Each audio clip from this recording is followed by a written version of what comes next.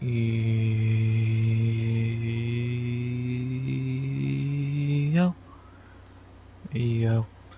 RX back with another breakdown of UFC Vegas 108 Taira versus Park. We back with another breakdown of a fight night in that empty shithole we know and hate, known as the Apex. That is, to be honest, not awful. I truly don't think the card this week is that awful. Main card wise, at least, it's actually a pretty solid main card fight. The problem is the prelims, which are fucking terrible, and we'll talk about, of course, but for just a main card of a fight, for an Apex card, I like it. I think it's solid. It did take a hit with the main event early in the week. Obviously, we all know it was meant to be Almira Albazi and Tetsuro Taira, but Hong Sung Park stepped in because Albazi did what Albazi does best. And now we got Park and Taira, which is fine, downgrade, but fine. I still think the main card's solid. 6 good main card fights. It's actually been a hot minute since we got a 6-fight main card, and I'm looking forward to this. I think this card could be really good. I've talked about it plenty during the week. If you've seen the streams, me and J Beers made some parlay. Well, J Beers, YouTube, J Beers made parlays. I thought of them, and he bet on them. And so we did that. If you saw that, that was on the Tuesday stream, the Tough Talk. So if you want, so we've already talked about this card. Even on Sunday, we talked about the card a lot last week. So if you've seen those, you kind of already know my picks and what I'm thinking for the card. Not really changed a lot. I guess I'm just gonna give you what I think's gonna happen finish-wise for a lot of these. So there you go there. But yeah, I've already talked about this card a good amount, so I know it pretty well by this point in the week. And I'm excited for it. Again, I think the main card's solid. The prelims are bad, but it's an Apex prelims. I don't expect a goddamn 5-star fucking prelims. But it is what it is. 50% good, 50% of the card's bad. Still 12 fights on a Saturday night in the Apex. Been a while since we went there, so I guess it's better than nothing.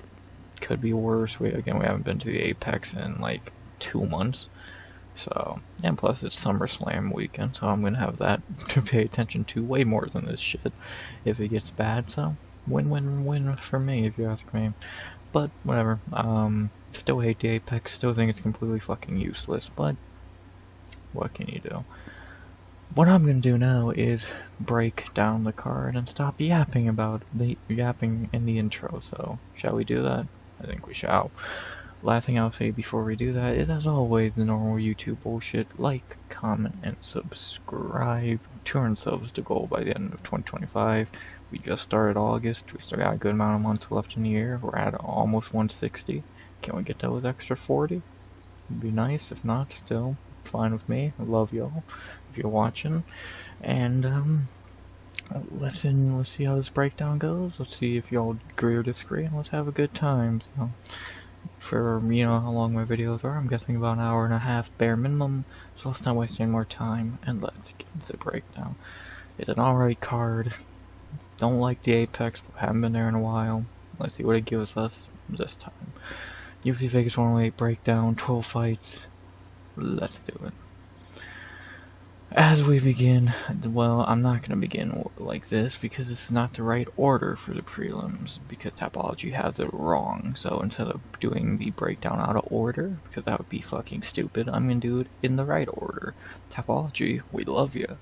Come on, I get these prelims are garbage, but get them right. So here is from Marcel's Twitter. If you don't follow him, what are you doing? The best place for MMA news, so go follow him. And this is our correct prelim order, so we will be beginning the night in the women's strawweight division with our first fight of the night, and a fight that's not spectacular, but we've said that a lot lately with female openers. They end in 3rd round finishes, so I guess we'll have to wait and see. As we have in our first fight tonight in the strawweight division, an alright fight, not spectacular, but not awful, as we have to begin UFC Vegas 108 to return to the Apex. Piera, La Fiera, Rodriguez versus Ketlen, Esquintadina, Souza. Again, not the greatest opening fight in the world, but that's kind of been the theme lately, and when we say that, Karol Judice, team of Klein, they took that shit personally, they got a finish, though. We see the same thing here. I have my doubts, but again, I said that same thing about Fatima and Karol, and they gave us a great third round finish in both their opening fights a few weeks back, so knock on wood. Can we do it again here? Let's find out. As we begin the night with our first fighter to talk about tonight in our breakdown, the favorite somehow, Piera Rodriguez, 10-2, 32 years old, 5'3", extremely short, 3-2 in UFC, probably should be 4-1 if we're being honest. Coming out with Contender Series a few years ago. In the UFC, she has beat Kate Hansen, Sam Hughes, Ariane Cornolle, and Josephine Knudsen. I know she got DQ'd against Cornolle, but it was bullshit. Cornolle went full Aljo and acted her way to a fake win, so I don't know what value you get out of that, but good for her. So Pierre's really 4-1 in UFC, that only loss coming to Jillian Robertson, who beat her, which is no shame there. Jillian Robertson, one of the best fighters in the division right now, so no excuses there, nothing to be upset about there. For Piera, I don't think she's very good. Her striking is pretty subpar. Her grappling is where it's at. That's where she dominated Josephine Knudsen, completely fraud checking her and pretty much getting her out of the UFC. Dominated her on the ground, threw her down at will. Again, her striking has a lot to be desired. Her cardio could be very hit or miss at times. She's just not very good in my opinion. Again, on the ground she's really good, but if that cardio starts to fade or that striking is them to be shown, it's probably not a good thing for Piera. So, like, she does have a few decent wins. Again, Josephine Knudsen, that was a nice win back last year. But overall, I don't think much of Piera. I think she's pretty below average. I don't think she's very good at all, to be honest. Outside of her grappling, wrestling, whatever you want to say, I think she's very lackluster. Maybe she's gotten better. That last fight was in December last year, so maybe she's gotten better. Time will tell. Let's see. Because she is getting a pretty decent opponent here, even though she is coming off a loss. I do think this opponent is probably decent. I'm not gonna shit on her for one loss against a veteran. As we have her opponent, Ketlen Souza, 15-5 and 29 years old, also 5'3", so the same height. Was not expecting that. 2-2 in the UFC, not coming off Contender Series, rare time someone's not. She just got called on short notice for her debut against Karine Silva 2 years ago, up a weight class where she had her knee popped, and we didn't see her for a while. Then she came back April last year, beat Marnik Man, not much to say there. The big one when she knocked out and subbed a club and sub on Yasmin Hawagui in the Sphere on Noche, so that was a big moment for her, getting a bonus on that good of a card. That was her coming out party, and then she fought Angela Hill really tough earlier in the year.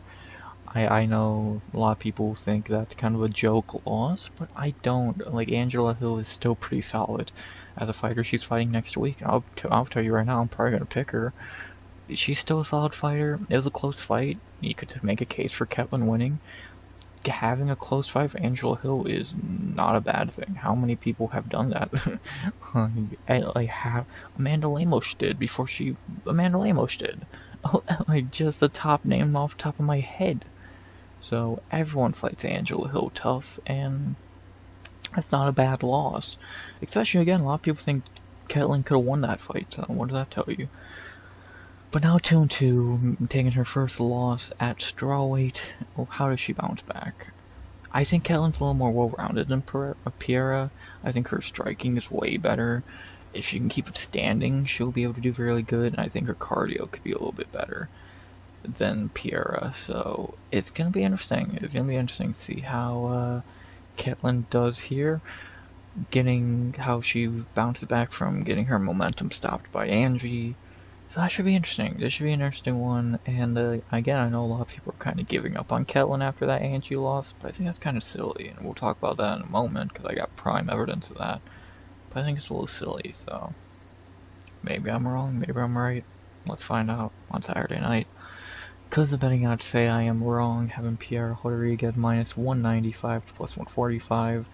I don't know if those have been updated since, or those are old betting odds, because the last time I looked, Piera Rodriguez is like minus 200, 220, which is fucking insane.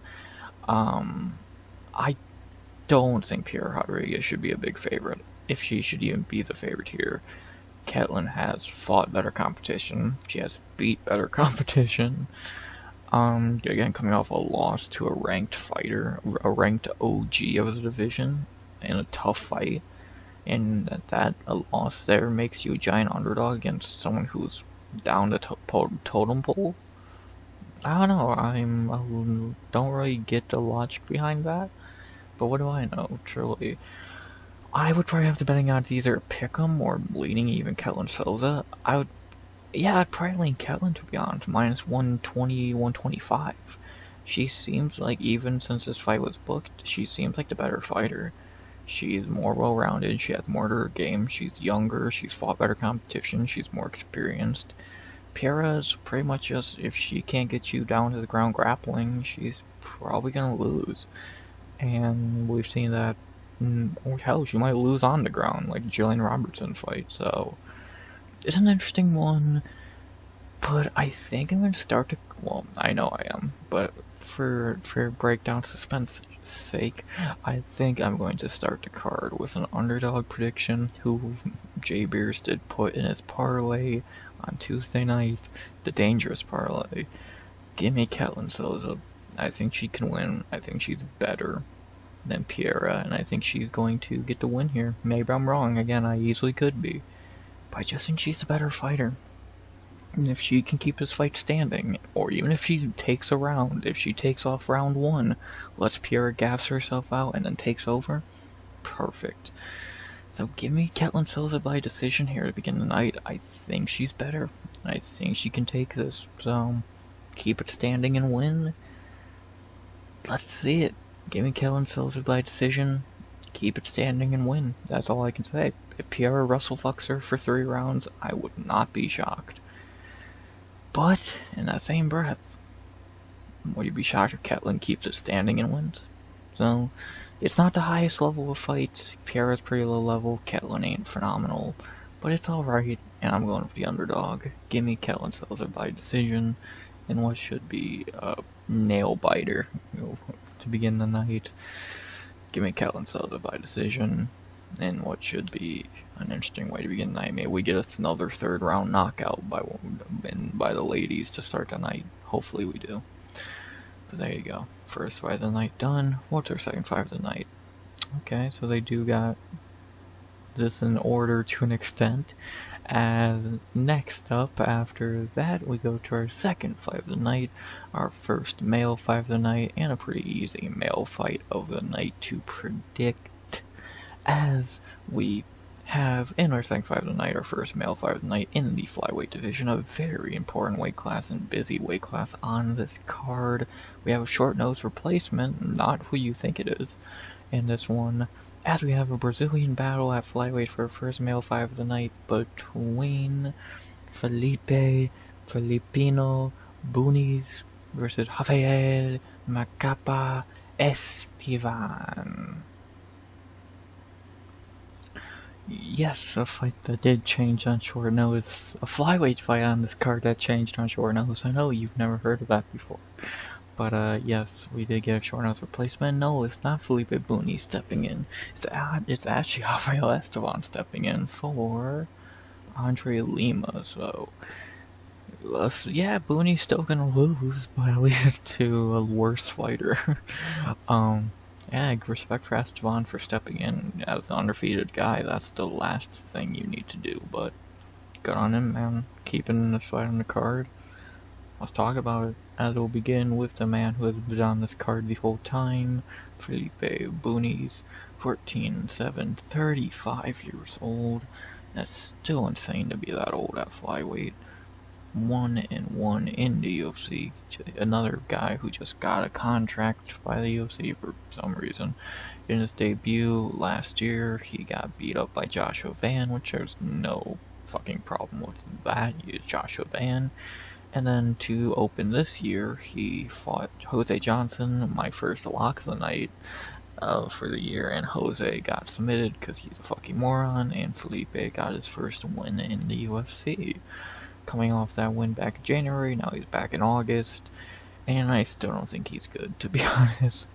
He's 35 years old, and all I've seen from him now in 2 UFC fights is a piss-poor performance against Joshua Van, which I will excuse, and a fine performance against Jose Johnson, who is a tall dipshit. So, you know, good and bad. Not the prettiest of records, 14-7, 35 years old. His striking is not very good. His grappling's alright. Cardio, he kinda had a complete cardio fucking failure against Joshua Van, but that's what Van does to you. Not a lot of great shit going on here. I don't think he's very good. I'm not really sure why Booney is on the roster, to be honest. And, I just don't think very highly of him, so maybe he'll shut me up and prove me wrong again here, but I have strong doubts about that. Because he is fighting you, and I think this dude's pretty overrated and bad. I do think he should win this fight, as we have his opponent, the short notice, Rafael Estevam. 13-0, 28 years old, 2-0 in the UFC, coming off the Contender Series all the way back in 2022. He's not been the most active, but he's trying.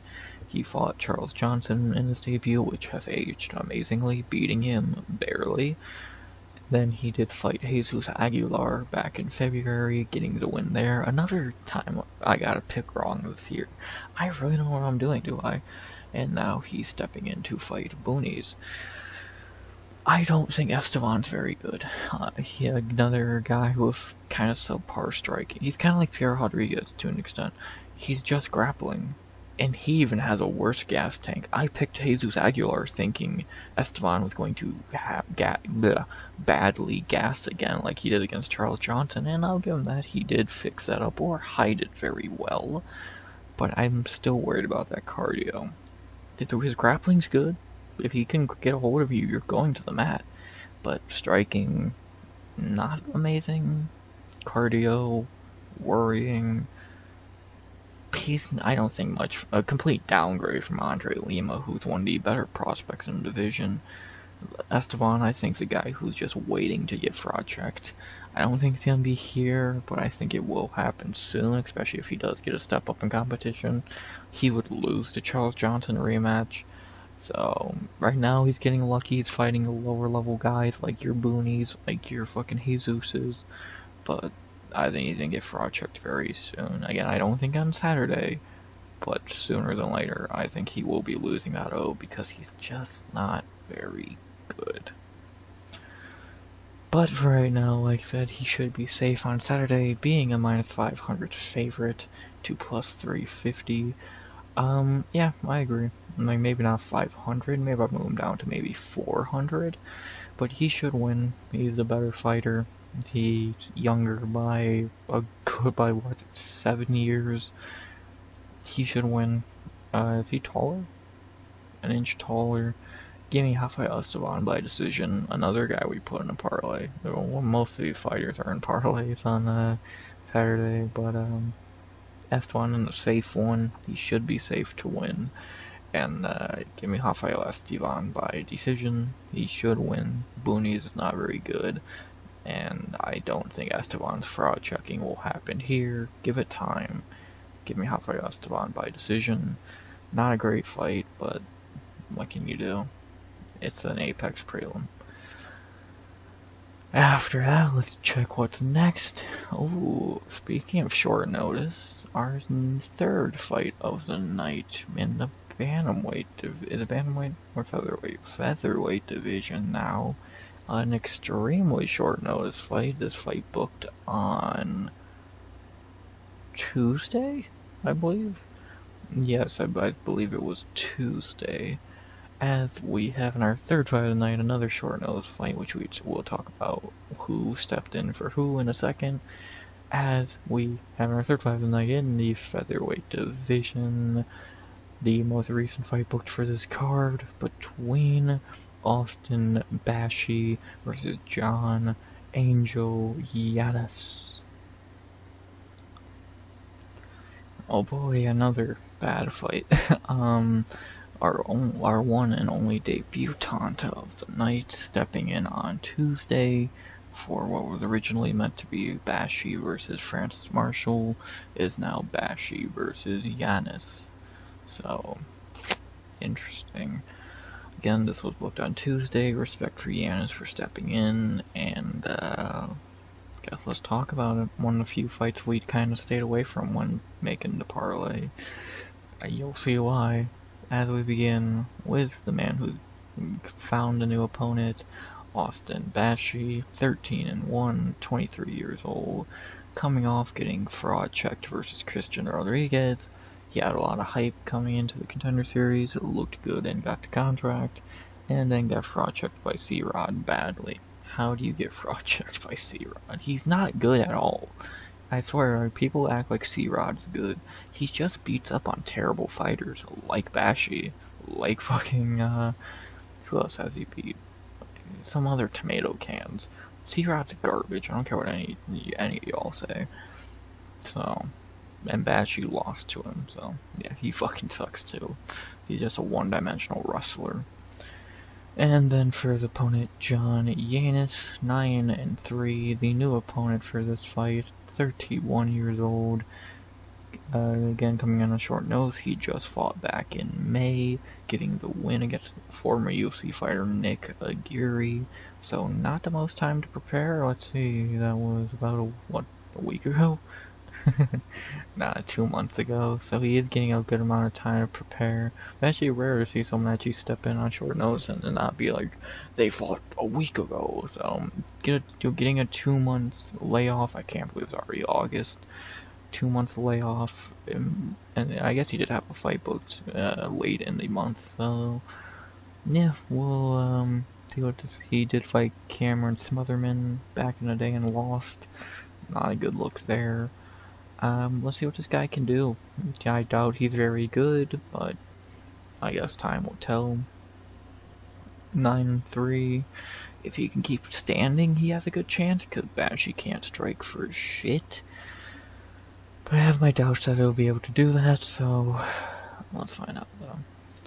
The betting odds for his fight have Bashi minus 615 to plus 450.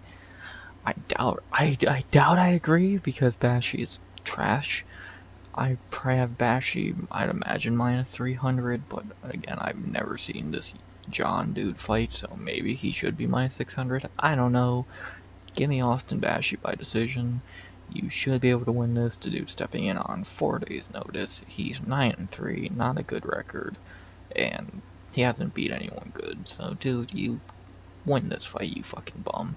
Give me Austin Bashi by decision. He should win this. If you lose this, you gotta get cut. And, yeah. That's that. Shitty fight, shitty fighters. And respect to Yannis for stepping in, at least. Next! What do we got?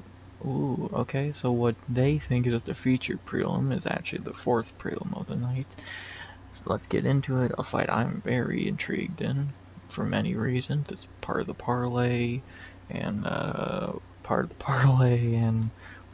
have a weird history for these two when it comes to their Contender Series careers. As we have in our fourth fight of the night, a very interesting fight here that I'm excited for. In the middleweight division, this is the heaviest fight on the card. It is, wow. The heaviest fight on the card. Middleweight. We have in our first fight of the night, not the featured prelim topology, Nick Blue Collar Klein versus Andrey Pulyaev. This fight's pretty funny to me and interesting because these are two dudes I was very excited for coming out with Contender Series. I thought both looked great on the Contender Series, and then now they're both 0-1 fighting each other on the Apex prelims. There's my talent scouting ability on full display.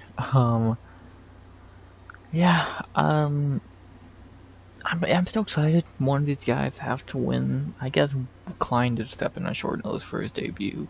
He'll look better. Hopefully Pulyaev actually fights. Should be good. I'm excited. Funny to look back on this fight a year ago when I was hyped on these two. Let's see it. I'm excited. We'll begin with Nick Klein, the guy who did look way better in his debut. 6-2, 29 years old. 0-1 in UFC, coming out to Contender Series where he ran through Souza when he was a giant underdog, stepping in on short notice.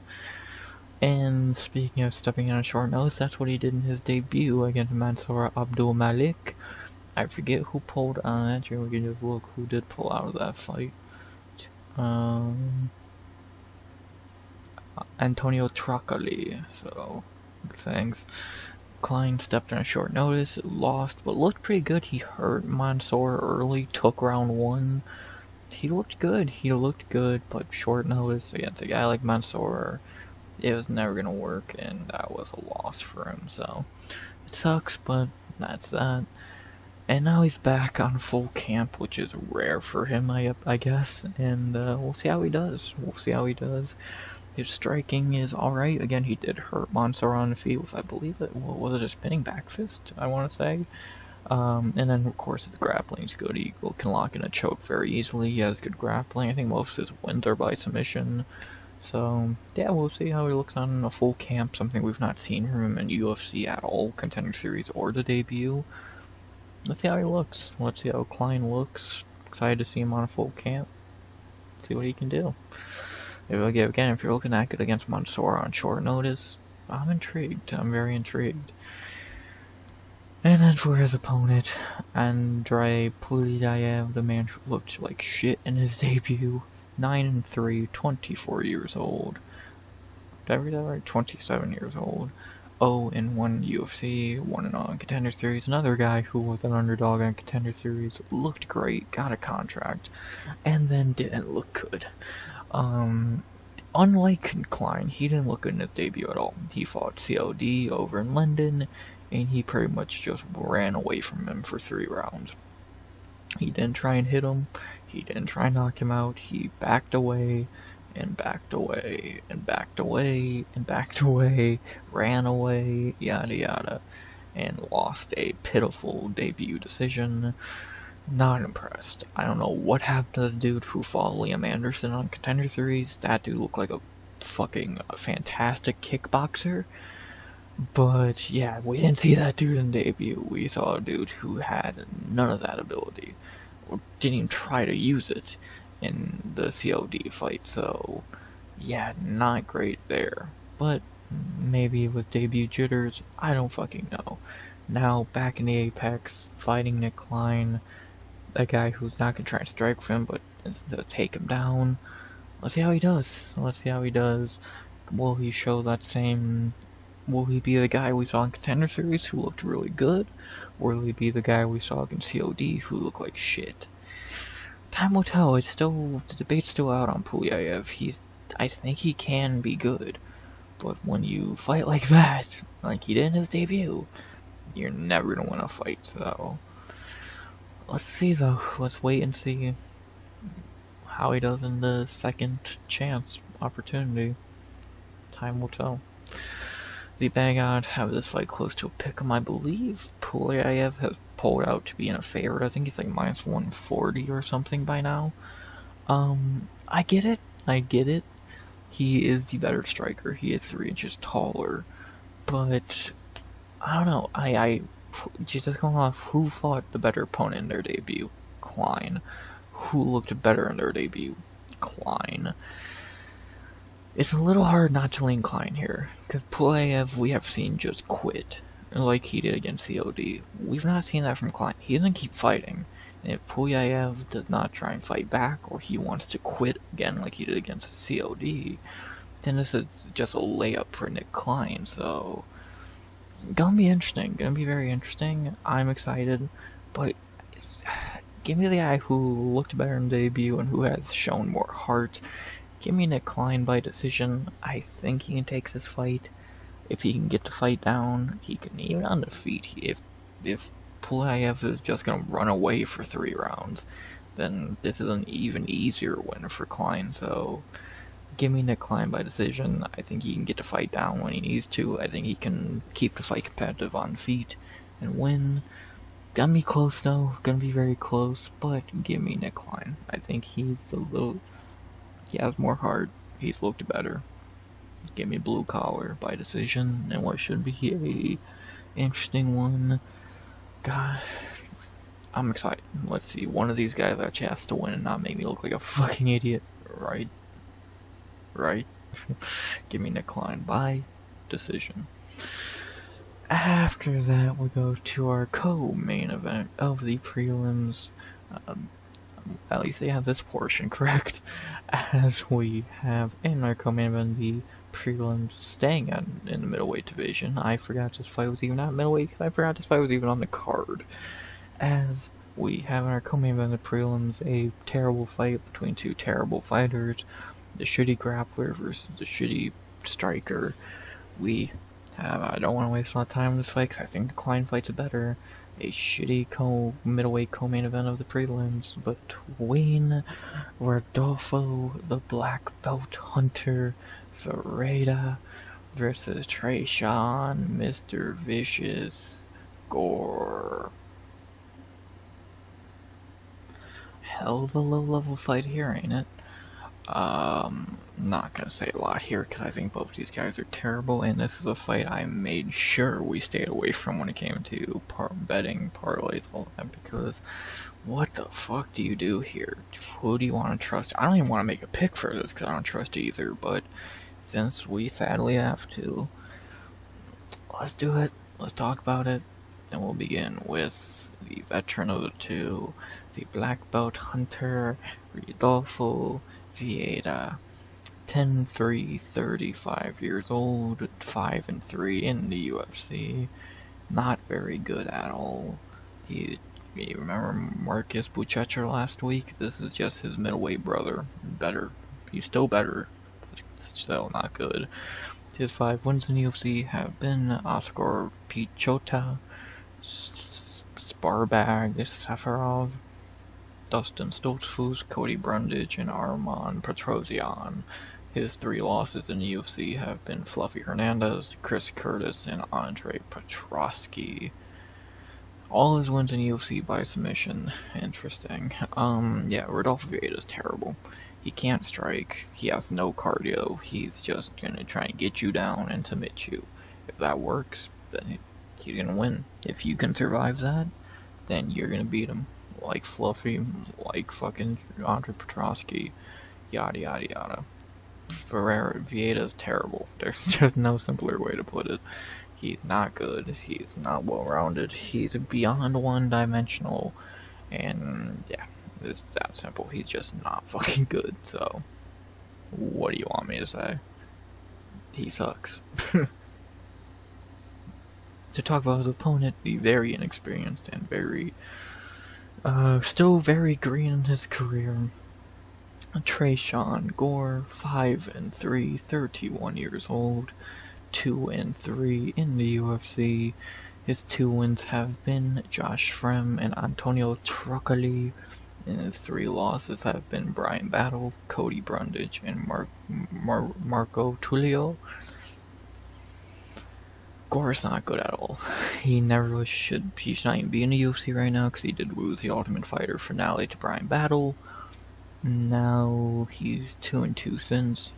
They would beat Josh Frem, who's terrible, beat Antonio Truccoli, who's terrible. Got KO'd by Cody Brundage, who's terrible, and lost to Marco Tulio, who's very damn good, so I'll give you one there. He, again, coming off the Ultimate Fighter, where he beat Gilbert Urbina, who's terrible. Very green in his career, still 5-3. He shouldn't even be in the UFC for many reasons. He's just not good or well-rounded. He's just too green. His striking is okay. His power is alright. He has good submissions, but I don't think we've really seen him on the ground too much. He's just not very good, and maybe you get to win here, good possibility, but it's not because he's good. And same thing with Rodolfo. If he wins this fight, it's not because he's good. Whoever wins this fight just sucked less than their opponent, so we'll see who that's gonna be. I don't trust either, and I don't want to pick either, but I'm not looking forward to having to pick someone here. The betting odds are picking Rodolfo Vieira minus 220 to plus 180. I don't love those odds. I would have Rodolfo minus 190, maybe even 180. Having him minus 200 against anybody is terrifying because he's not good at all. If Tresean keeps on the feet, he wins easily. English. Oh, he's from Georgia. Okay. Georgia versus Brazil. This is a tough one. I don't trust either, but I am going to lean to more experience here. If I don't agree with him being such a big favorite, because he could choke this very easily. If Gore can keep it standing. But give me the more experience. Give me the grappler. I don't love it. Give me Rodolfo Vieira. Bye. I was originally going to say a decision, but after looking over his record and knowing the fighter that he is, I don't think he could win a decision. So give me Rodolfo Vieira by submission in the second. I think he can catch Tresean. I think he can, if Tresean shoots in, or if he can get Tresean down, especially in the second when both are going to be gassed. If Rodolfo can lock in an arm triangle, or rear naked, or guillotine, he should be able to get it and tap Tresean out. So, as much as I hate picking this fight because they both suck, give me Rodolfo Vieira by submission in the second. Not looking forward to it. Not a great fight, but gotta pick someone. Give me Rodolfo Vieira by submission in the second. That's gonna be. Thank God we kept this out of the parlays, because fuck if I want to trust these or these two idiots. I don't like trusting with my pick, let alone anything else. Give me Rodolfo Vieira by submission in the second. Don't love it, but gotta do it. And then finally, to end the prelims, we go into our featured prelim in the bantamweight division. I don't know why this is the featured prelim, but whatever. Big night for Japan, I guess. As we have in our very low level, not gonna waste a lot of time here, featured prelim in the bantamweight division. We have a pretty easy fight to predict, even though they both suck. As we have to end the prelims in our main event of the prelims at 135. We end the prelims with a Japanese fighter, and we end the main event with one as well. Let's see how they do tonight. As we have to end the prelims, Rinya Hybrid Nakamura versus Nathan Fletcher. Japan versus England in a very low-level battle to end the prelims. I'm not going to say a lot here because I think this fight's terrible. I think both these fighters are terrible, and I don't care who wins this fight. You know, sadly we put this moron in the parlay, but it's a pretty easy fight to predict at the end of the day. Rinya coming off getting completely fraud-checked by Mulim Gafarov when Rinya thought he was a goddamn striker for some reason, when his whole fucking background is wrestling and grappling, you dumb fuck. And then Nathan Fletcher coming off getting beat by Callan Langren, or however you say his name, the guy who got cut after that fight. He's so shit. Yeah, these two are fucking terrible. Like, what do you really want me to say? Rinya should win. Nathan Fletcher is garbage. I think Rinya is the better striker. Funny enough, I think he's better on the ground. Rinya should win. Nathan Fletcher's pretty fucking terrible, and if Rinya uses a fucking IQ point, unlike the William Gaffarov fight, he might shoot a goddamn takedown, so give me Rinya Nakamura by decision. I think both these guys are terrible, but Rinya, if he uses a fucking IQ point, can get back on track, get a win here against Nathan Fletcher, who's terrible, and that'll be that for the prelims. So give me Rinya Nakamura by decision. Pretty simple. He should not choke this against Nathan Fletcher. So there you go. Those are the prelims. 40 minutes in, shocking. But when the prelims are pretty dog water, what do you expect? Like, not gonna go in order, but this fight sucks. This is okay. It's actually one of the better prelims. Not great. Shitty fighters. I'm actually excited for this. I wish this was the order. That'd be a more deserving featured prelim. But whatever. I think most of the fights here are shit. Again, this could be your local LFA card, and you wouldn't notice the difference.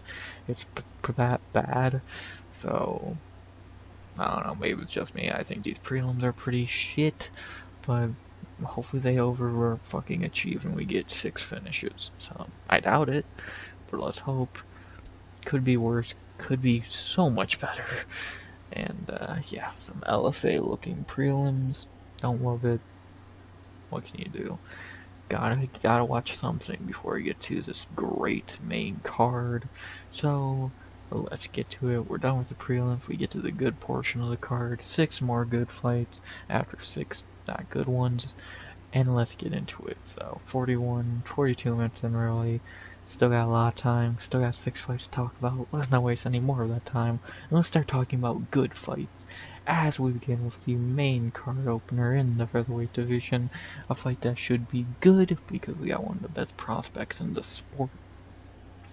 sport here on it, or in it, whatever you want to say, as we have to begin the main card of UFC Vegas 108, a banger in the featherweight division with one of the best prospects in the sport right now, between Danny El Puma Silva versus Kevin El Chino Vallejos. I believe it's Vallejos. Obviously, when I talk about one of the best prospects in the sport, I'm not talking about Danny Silva. He's just cannon fodder here, nothing to say there. Of course, I'm talking about Kevin Vallejos, Argentina's, I should say, one of their favorite sons. They got 2 on this card. 15-1, 23 years old, 1-0 in the UFC, 1-1 on Contender Series. Who's that one lost against on the Contender Series? It was Gene fucking Silva. We'll give you a break. He beat up Cam Teague on a Contender Series to get his contract. He beat up Sung Woo Choi in his debut a few months ago. Now he's back, and he's still in the Apex. Gonna get another nice win here. One of the best prospects in the sport, let alone in the featherweight division. Got great power, got the grappling. At least good enough, because no one's really beating him doing that. Like, got cardio, got chin, he's good. Kevin Vallejos is very, very good, and he's going to rock the shit out of Danny Silva this week. I can't wait. This kid's good, and he's a problem. He's a damn problem, so what else can you say? The betting odds agree, having a minus 470, I agree. You could have a minus 6 or 700. Danny, you're just cannon fodder, brother. Give me Kevin Vallejos by knockout in the first. He's going to rip Danny Silva in half. Like, this ain't Luke Almeida. This ain't fucking, Timmy Kwamba, or whatever the fuck he fought. This is a real fighter. Vallejos is going to beat Silva badly. Give me Kevin Vallejos by knockout in the first. My lock of the night. He ain't losing anytime soon, at least until he gets to the top 15. He's really good, and he's going to put another body in a coffin. Give me Kevin Vallejos by knockout in the first. Simple as that. Banger. After that, we get to an unction, an unk battle, whatever you want to call it. A short note, well, semi-short note. This was one of these guys were meant to fight a few weeks ago. It got pushed here, got a new opponent, thanks Gunnar Nelson, and now we got this fight on Unk Battle that probably should happen like 10 years ago. But, again, I guess better late than never.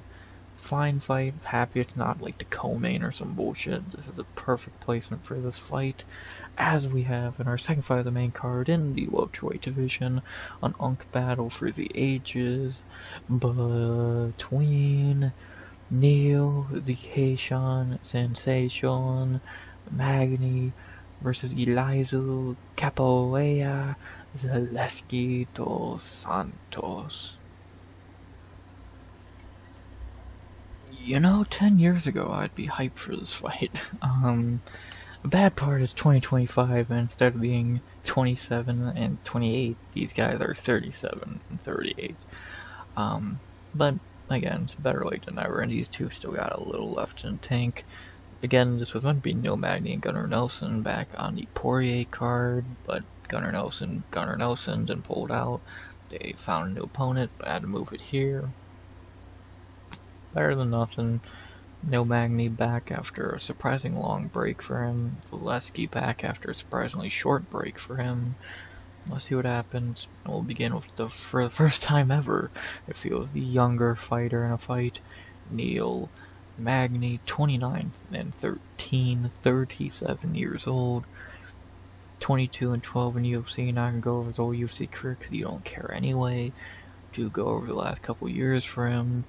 He's kind of just been a win-lose guy, beating some frauds like Phil Rowe and Mike Malott, but then losing to Gilbert Burns, Mike Morales, Carlos Prates. The last two fights being pretty brutal. That Mike Morales loss was brutal, getting finished by him pretty badly. And that Carlos Prates loss was even worse, getting clipped in the back of the, more kind of the side of the head and just dropping face down. Not great, but that's gonna happen when you're getting older and all you do is fight young guys. Like, the last time he fought an older fighter was, D-Rod and Gilbert Burns. So, getting some older blood in there is probably really nice for Neil. And we know what Neil is at this point. He's a complete gatekeeper. We know his fighting style. He's not there to finish a fight. He has 14 decisions in the UFC, win-wise. He's not there to finish the fight. He's going to fight smart. He's going to strike very shittily. He's going to try and grapple you, and he's going to try and win a decision. And he usually does it well. If he can keep his chin from getting fucked up or him getting submitted on the ground, he'll usually do a pretty good job and win. But against these younger guys, like Morales, who's great, like Prates, who was good at that time, it doesn't work. But against an older guy older than him like Zaleski, we might see a Neil Magny performance here. You never know. Good possibility of it. Time will tell, though. Time will truly tell. But this is probably nice for Neil not to be fighting someone 10 years younger than him. So, see what he can do. Let's see. And again, a weirdly long break for Neil, but after two brutal knockouts in the span of like a month, what can you really expect? So, and this is his first time out of the top 15. He's not even ranked for like, what I'm guessing had to be like 10 years. Like, for as long as I've been watching, he's been fucking ranked. So, that's another thing. So, yeah, he doesn't have that pressure on his shoulders anymore. Let's see what Neil can do, man. Let's see what Neil can do here against the shockingly older. I never thought Neil Magny to be the younger guy in a fight, but when he is fighting, is Zaleski dos Santos, 25, 9-1, 38 years old, 11, 5-1 in the UFC. Some of his most notable wins in the UFC have been Omari Akhmedov, Max Griffin, Sean Strickland, Luigi Van Germini, Benoit Saint-Denis, Abubakar Nurmagomedov. That's about it. His losses have been Nicholas Dalby, Li Jingliang, Muslim Salikov, Randy Brown, and Chidi Njokuani, where he got knocked out pretty badly. Zaleski is still decent, and he's always been decent, but it just seems like he can never break through that glass ceiling. Every time he gets a winning streak going, he fights a Salikov, or a Leach, or fucking Randy Brown. he's right back to square one. Like, he's not really... He's been doing... He's kind of been fading a bit the last couple years. Like, in his last 3 fights, he lost to Randy Brown, but that was a competitive fight. He beat Zach Scoggins, who was a complete can. And then he lost to Chidi and Jokwani earlier in the year by knockout, which is, I think, the only time he's been knocked out in his career, right? Yeah, one of the only times he's ever been knocked out. The other time was the Leech, so not easy to knock him out. That chin's starting to fade. He's getting older. He's 38 years old. Never really been able to beat the higher echelon of guys. He's good. He's very talented. But what's his best win? A welterweight Sean Strickland. Benoit's on the knee in his debut up a weight class. So he's good. I like ZDS. I've been preaching ZDS for a while. He is good. But how long is he gonna go at this point? He's starting to fade. He's never gonna break that glass ceiling. Let's see how he does here, though. Getting a big fight. If he can beat Neil Magny, that's always a big win. Let's see what Zaleski can do here. We know his striking, capoeira, for fuck's sake, is amazing. His grappling, we saw Randy Brown beat him on the ground, so we'll see what he does with that here. It's gonna be interesting. It's gonna be very interesting. See what ZDS can do. Big fight for him, even coming off that shitty loss. He's still getting a big fight. Let's see how he does, man. Let's see how he does. The betting odds, I think, are a little bit crazy here. Having Zaleski minus 215 to plus 180. I've never been a big Neil Magny fan, but plus 180 to Zaleski? When both are washed? I guess you're really betting on who you think is less washed, and that's a tough debate. If you think Neil Magny's chin is just gone, Zaleski's gonna crack it, I understand. And if you think Zaleski is kind of just done and Magny can win boringly, I understand. So it's gonna be interesting. I would probably have the odds closer to a pick'em. I'd probably still say Zaleski could be minus like 130, but I don't know if he should be minus 200. How we put Magny in our fucking dangerous parlay? What does that tell you? What's the height? Magny's way taller with a way bigger reach. We know Neil Magny's game plan here. Get on the inside and clinch, which he's done 100 times, and he's won 100 times to Phil Rowe. If that's all he did against him. So it's gonna be interesting if he tries to have a striking match with Zaleski, which he won't. But if he did, he would get knocked the fuck out. But if he can drag the fight down, gas out the older man, and win Neil Magny's normal boring style, I would not be shocked. But if Zaleski goes in there and just chin checks him, I wouldn't be shocked either. So it's gonna be interesting. But I think I'm gonna pick the underdog. I never thought I would say it, and never wanted to say it. I think I'm picking Neil Magny. I fucking hate to say that, but I think Unk can get the younger guy in the fight somehow, can get the win here. I think he can make it a boring fight. I think he can do his normal Neil Magny shit. I think he can win. I truly do. So, give me Neil Magny by decision. I don't think I've ever picked Neil Mag, the more I think about it. Have I ever fucking picked him? Yeah, I picked him 3 times, and they were not since, like, fucking the pandemic. So I think I'm gonna finally pick him. I think I'm gonna pick Neil Mag. I think he can come back from those 2 losses against an older guy and win his normal boring style. So especially since we have him in a fucking parlay, don't fuck that up. I'm gonna go Neil Magny by decision. And no, I'm not picking based off the parlay, by the way. I put picks. I only put people in the parlay that I think is gonna win. I'm not picking based off that. That's fucking stupid. If that made any sense.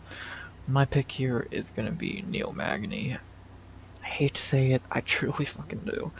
But I gotta pick Neil Mag. I think he can get it done. He's taller, he's younger somehow. If he can just keep that chin down and not get it fucked up, he can win this fight. Give me Neil Magny by decision. I think he can do his normal boring bullshit and get the win, so. Give me no Magny by decision, a pick that I'm going to be sweating for 15 minutes or less. Hopefully 15 minutes, because dude, no Magny, he ain't getting a fucking finish. And, yeah, give me Neil Mag by decision. Should be interesting. 10 years ago, that fight would be great. 2025, it's still interesting. Give me Neil Mag by decision. After that, our third fight of the main card, our second and last female fight of the night, and it's a ranked fight in the women's bantamweight division. A fight that, another one I have no idea what to do picking wise, but that's because I think both are actually decent, unlike the Rodolfo Vieira fight.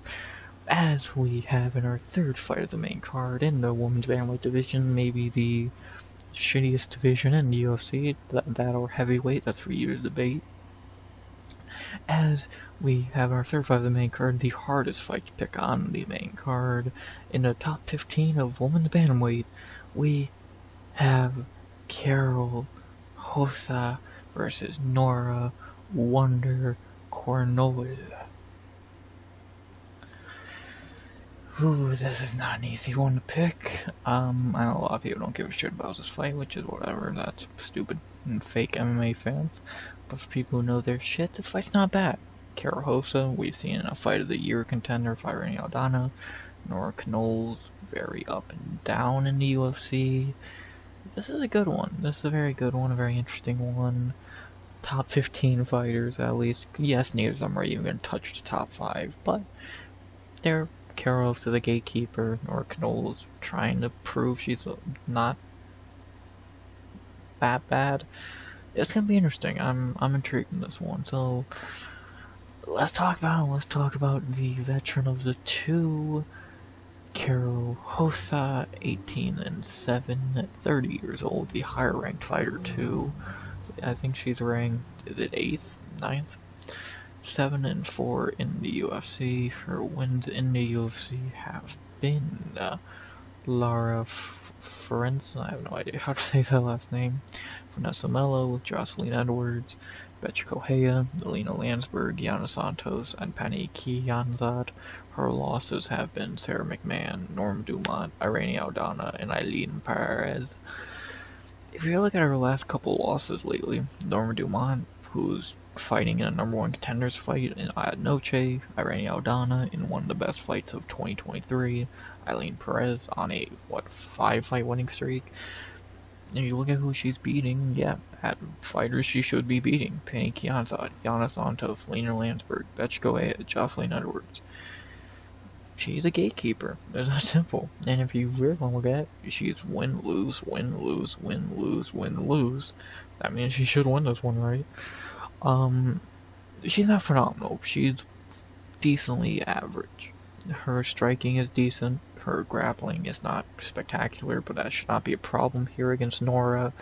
Her cardio's fine. Her toughness, we know, is good. She's fine. Karol Rosa is a fine fighter. Good gatekeeper in the division. Hard to finish. You're probably not going to finish her. She's good. She's a solid gatekeeper. Getting older. She's completely fine. It's that simple. I can't really say much else. She's fine. I wish she had half the power her girlfriend Denise Gomes had, but you know, I guess beggars can't be choosers, I guess, at the end of the day. And then to talk about her opponent, the somehow older and less experienced Nora Cornolle, 9-2, 35 years old, 3-1 in the UFC. 2 fighters who are not coming from the Contender Series, that's rare to see. Her 3 wins in UFC have been Jocelyn Edwards, Melissa Mullins, and Haley Cowan. Her 1 loss was, both her career losses are to Jacqueline Cavalcanti. Nora's a weird case. In her wins, she has looked good. Not the Jocelyn Edwards one, she kind of looked mid there, but in her 2 wins lately, and those finishes, she was able to finish Melissa Mullins, which has not aged greatly, but still a finish, female finish no less, is still a finish. Could look worse. And then Haley Cowan, shit fighter, but that she did show advancements in her grappling. And her 1 loss, her UFC and her regional scene loss to Jacqueline Cavalcanti, who I think is one of the most underrated and overlooked fighters in the division, and who could easily be a title challenger in the next coming years. So that's fine. I think Nora's alright, but let's look at the flaws in her game. Her striking's good. Her knees are good, all of that's good. She's a really good Muay Thai, whatever. Her grappling, I'm still not sold off an armbar, off a rear naked choke against Haley Cowan, who's garbage. Her cardio, I'm not sold on that either, especially since she can barely make weight half the time. So, with that being said, she is fighting someone closer to her size, which has been the problem with the Jacqueline Cavalcanti fights. She is so big compared to Nora, that's been a problem. So it's good to see her fighting someone closer to her size. But again, she is 35 years old. Gonna be 36 in December. Her cardio is debatable, and her grappling is debatable. So we know more about Karol. We know her game by now. We don't know a lot about Nora still. She, again, 3-1. She has looked alright in her last 2 wins, but she's still not phenomenal. And I think there are holes in her game. I like Nora. I've only picked against her one time, and I was fucking wrong. But if we're being honest here, we're making picks unbiasedly. Nora is a very questionable fighter in the division, to say the very least. So this would be a big win for her, though. Time will tell. Can she pass the gatekeeper? Let's find out. The betting odds for this fight have Karol minus 170 to plus 140. I would have it close to a pick'em. I'd probably have Karol minus 140 to plus like 120, 115. Hosa should be a tiny favorite, and this is interesting to see. Hosa should be a tiny favorite. She's more experienced. We know her game more. She might be the lesser striker of the two, but if she wanted to, could she get to the ground? Probably. In over 3 rounds. Do I think her cardio is better than Nora? Probably. Do I think Nora's going to be able to finish Hosa? I doubt it. Nora, I don't think they're going to be able to win over 3 rounds, at least convincingly. Maybe a bullshit split decision, or just split decision in general.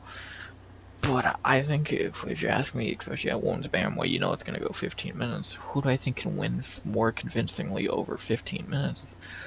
The fighter who has done that their whole career against lower level competition. Not trying to expect Nora, but compared to Norma Dumont and fucking Eileen Perez, Nora ain't that great. I think Karol should win this. I like Nora. I truly do. I would love to pick her here. But I just struggle to. I can't see her winning this. I truly... Well, no, I can, but I cannot make an argument of picking her. I think you'd have to really pull some strings in your head to do so, and I'm not going to do that. So what I'm going to do is go the safe route. This is the other fight we left out of the parlay, because fuck all of that. And we'll talk about that more on the Friday stream tomorrow, the parlay and all that bullshit. But for this fight, which we left out of it, I'm going to take the safe route. I'm going to go Karol. Not the most confident, but I do think she can get the win here. I do trust her a little more, and I think she can look more just crafty veteran, whatever you want to call her, over 15 minutes. So give me Karol by decision. Should be interesting. Maybe Nora can finish her. I highly doubt it. Maybe Nora can squeeze out a decision. I highly doubt it. I'm gonna go Karol by decision. If I'm wrong, I'll fucking have no shame in it, because this fight's impossible to predict. But I'm gonna go Karol by decision, and a fight that's gonna be interesting. Hopefully Nora can actually make weight, and let's see it, man. I'm intrigued. I'm very intrigued. But give me Karol by decision, in a fight that I could see going either way. But if I have to pick the safer side, I will, and that is Karol by decision. After that, we go to the other half of the card, and back-to-back lightweight bangers after that tough female fight. we go to a back-to-back doubleheader of bangers in the lightweight division as we begin that doubleheader with our fourth fight of the main card. A very predictable fight on the card and a very good one at that. This is going to be a fucking banger as we have in our fourth fight of the main card one of a back-to-back banger at lightweight, unranked lightweights no less. How good is that division? As we have in our fourth fight of the main card, Esteban, El Gringo, Ribovics versus Elvis Brenner. Well, we had Vallejos open the card, an Argentinian at featherweight. Now we have halfway through the card, an Argentinian at lightweight in a fucking banger. Esteban, Elvis Brenner, if you know your shit, you know this is gonna be a fucking banger. Let's not waste any more time. Let's talk about it as we begin with the other Argentinian on the card, Esteban Ribovics, 14-2, 29 years old, 3-2 in the UFC. His coming out Contender Series, his 3 wins have been Kamala Kirk, Terrence McKinney, and Daniel Zalhuber. His 2 losses have been Loik Radzibov and Nazrat Hakparaz. Esteban's very, very, very, very, very good, but he's had some weird performances in the UFC. That Loik Radzibov performance, pretty terrible. Kamala Kirk performance, not fantastic. But then he really started to wake up. He knocked out Terrence McKinney viciously, phenomenal. He had one of the best fights ever with Daniel Zellhuber in the Sphere, phenomenal. And he got the nod there, even though that was debatable. And then he had a banger this year with Nazrat Hakparaz that a lot of people think he won. Banger. Esteban Ribovics is very good. He's 29 years old, he's a great kickboxer, his grappling is not great, his cardio's alright, I think it's more heart than cardio. He's good, he's really good. I don't know if he's gonna be a top 15 dude, but I could see him floating around that top 25, 20 area for a long time with your like, where a lot of guys that light would have been. So, he's good, he's got good power, good kickboxing, good heart. This dude's good, and I don't know what else you want me to say. You've seen the last 3 fights have been the best of Esteban Ribovics.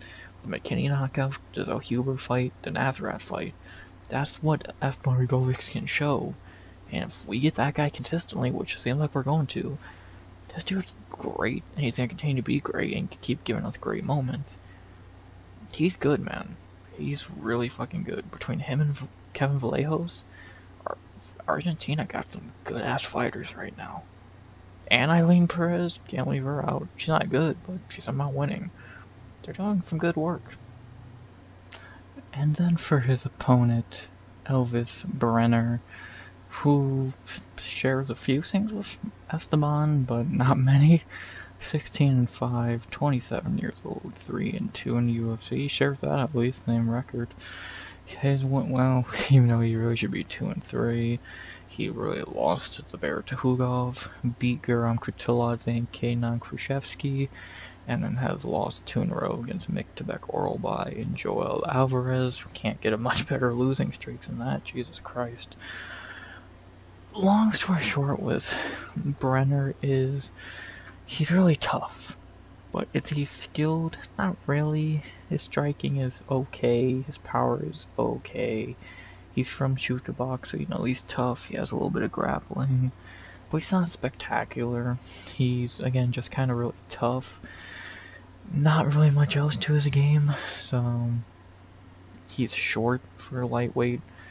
5'10". He could be a featherweight more than likely. So he's just not amazing. He's fun. He's extremely entertaining to watch. But overall skill-wise, he's just not really all there. Got a lot of toughness. And he's been off for a hot minute since August of last year. Almost a year to the day. But outside being really tough and exciting, not really a lot to the Elvis Brenner playbook. The betting odds for his fight have Esteban Ribovics minus 285 to plus 230. Hard to disagree. You could have him minus 300. Esteban should win this fight. He's bigger. Actually, they're the same height, which I guarantee was bullshit. But, yeah, Elvis has a bigger reach. Bullshit. Esteban's the better fighter. He has better striking. He's probably not going to go to the ground. I think he has better cardio, better heart. He should win this fight. I don't see him struggling much here. So, like, Brenner's not bad. But compared to Ribovics, I don't think he shares the same skill. And I just think Esteban's better. So, give me Esteban or Ribovics by decision. He should win this one. Again, I just think he's the better fighter. Better striking, heart, cardio. Brenner's exciting and he has a lot of toughness. But outside of that, where does he really beat Ribovics? Nowhere. So, give me Esteban Ribovics by decision. Should be a banger though. Gonna be bloody. Gonna probably maybe fight of the night. I cannot wait. Esteban Ribovics is back in the Apex for some reason. Cannot wait. And give me Esteban Ribovics by decision. After that, our co-main event of the evening. Not gonna say a lot here because I could not do this fight justice if I tried. We have in our co-main event of the evening, speaking of bangers at lightweight, we have in our co-main event of the evening. I wouldn't have been mad if it was made the main event after Albazi pulled out, to be honest.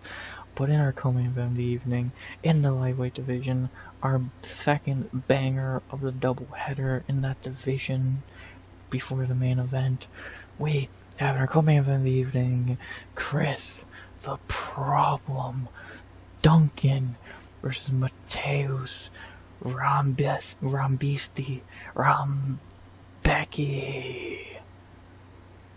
What a fight. I'm not even going to say a lot here because I can't do this fight justice.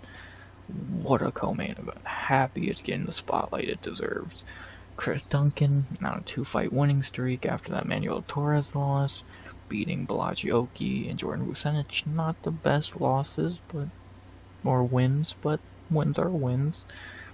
Can't complain there. He's looking better lately. Still don't think he's amazing, but he is looking better lately. And those are some okay wins. And then for Rambecki, 1-1 in his last 2. Got fraud checked by Diego Ferreira, but apparently it wasn't a fraud checking. He turned around and had one of the best fights of 2024 with the GOAT Mick Tebek oral bye.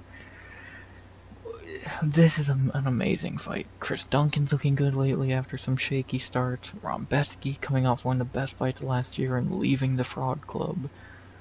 Both are good. Both are from the same training camp. So that's weird.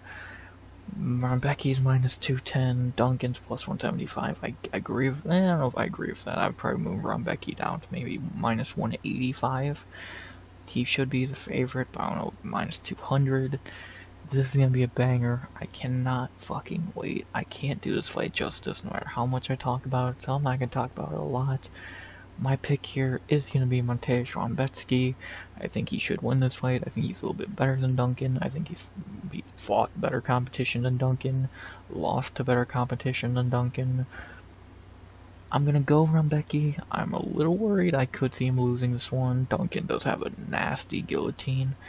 But if Rambecki can avoid that, he could win this fight. So, it's gonna be an interesting one. It's gonna be a 50-50 fight at times. But I'm gonna lean with Rambecki. I think he can get the job done. I think he's a little better. This is an amazing co-main event that I could not do justice if I tried. So I'm not going to. Give me Mateusz Rambecki by decision. Can this fight please go over 1.5 rounds? And I cannot wait. Amazing co-main event. Cannot fucking wait. UFC, you did good here. I cannot do justice to this fight if I tried to, so I'm not going to try to. Great fight. Can't wait. Amazing co-main. And give me the Polish power. Give me Mateusz Rambecki by decision in what should be an amazing co-main event of the evening. Which leads us to our main event of the evening. I talked about it already during the week, so I don't gotta say a lot here either. I made a short about it, talked about it on stream a bunch of times, yada yada yada. So I really don't gotta say much here because plenty has already been said about the main event, which did change on short notice thanks to Bashi being a bitch like always. But this is still an okay fight that should be fun, so let's see what happens as we have in our main event of the evening. Japan versus South Korea. Probably the first time that ever happened. The first road to UFC fighter to ever main event a card. A lot of firsts here. Should be a decent fight. As we have to main event and to end UFC Vegas 108. On short notice, still a decent main event between Tatsuro Taira versus Peace of Mind Hong Song Park. This should be interesting. Taira coming back after that loss to Royval. Park on short notice. First road UFC guy to ever main event.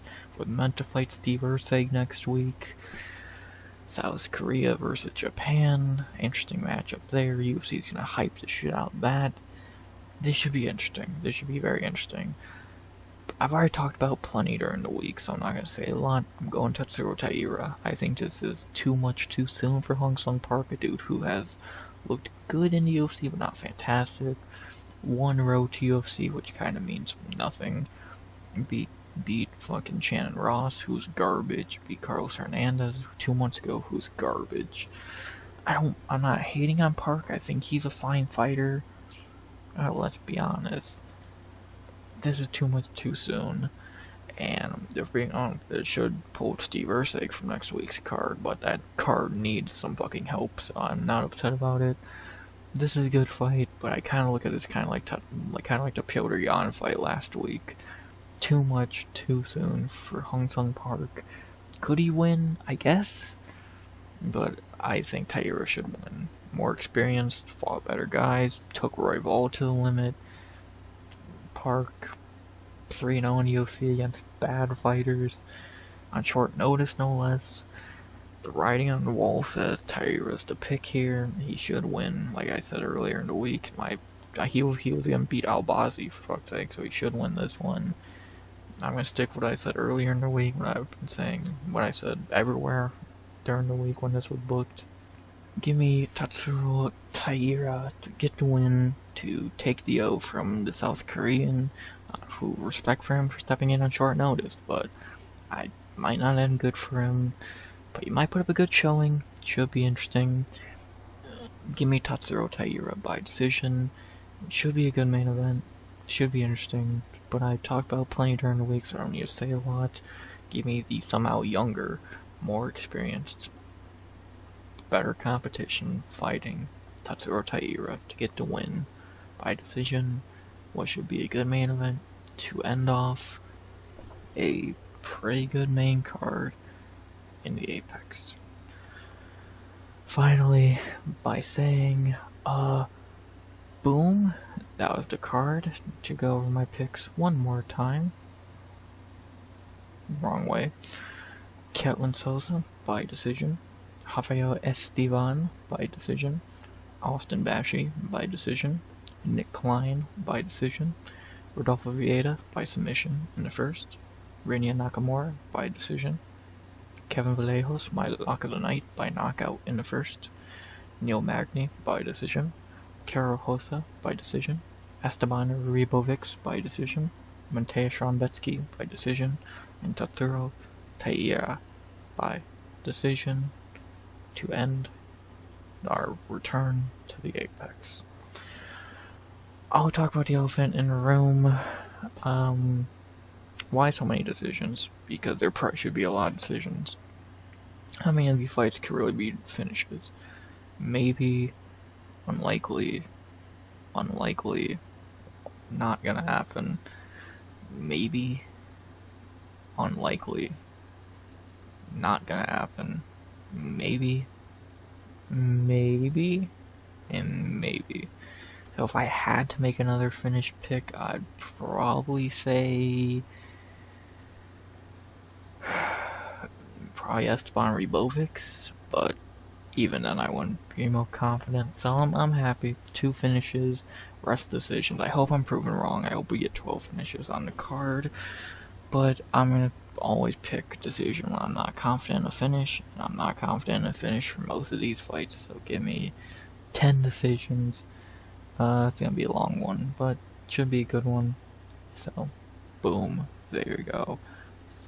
Week prelims, good main card, and that's UFC Vegas 108. It's good. I enjoy the card. I think the prelims could leave a lot to be desired. I think the main card's very good. 6 good main card fights, an interesting main event, even if it could be better. I'm happy with it. Should be a good return to the Apex, even though no return to the Apex is good. And I'm excited for it, especially with J-Beers having parlays on it. If you watch my streams, you know, with the card just being decent as is, I'm excited. Should be fun. Should be a fun Saturday in the Apex. SummerSlam on also, can't wait for that. Gonna be a good weekend, and I cannot wait. So there you go. UFC Vegas 108 breakdown. Done. So there you go. Yeah, not very much to say for the video. I'm kind of shorter video than usual, so I'm happy about that. And I'm tired of talking for 5 minutes, so I'm gonna stop talking. It just hit 5 a.m. on August 1st, so I'm happy to not talk for a couple minutes and rest. So there you go. UFC Vegas 108 breakdown done. Hope y'all enjoyed. Hope y'all enjoy your Friday. And when will you hear from me again? Friday night, stream-wise, for the pre-party to this card. I'll be putting out a short also on Friday. It's a lot of content on Friday.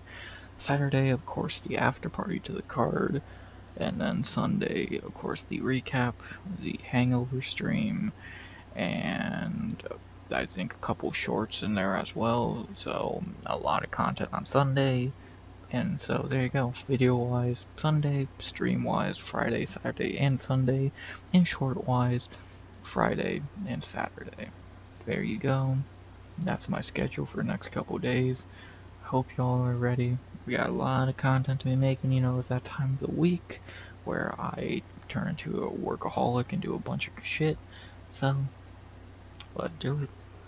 But for tonight, I'm done. I'm ready to go into Friday. Well, it's already Friday by the time you're watching this, so I hope you're having a good day. And as always, unless I'm going to say something, which I don't believe I am, I'm done rambling. And I can't wait to see y'all Friday night for stream, or Saturday if you just watch the videos for the recap. I'm done. As always, hope you enjoyed. Please like, comment, subscribe. 200 subs goal by the end of 2025. And unless I'm going to say something which I don't believe I am, this should be a good card. I know it's in the Apex, but let's have hope. See y'all Friday, Saturday, Sunday. Whenever I see y'all again, I'll be doing a lot of content for the next couple of days. And as always, RX out. Good vibes only. And this poster is awesome. Always.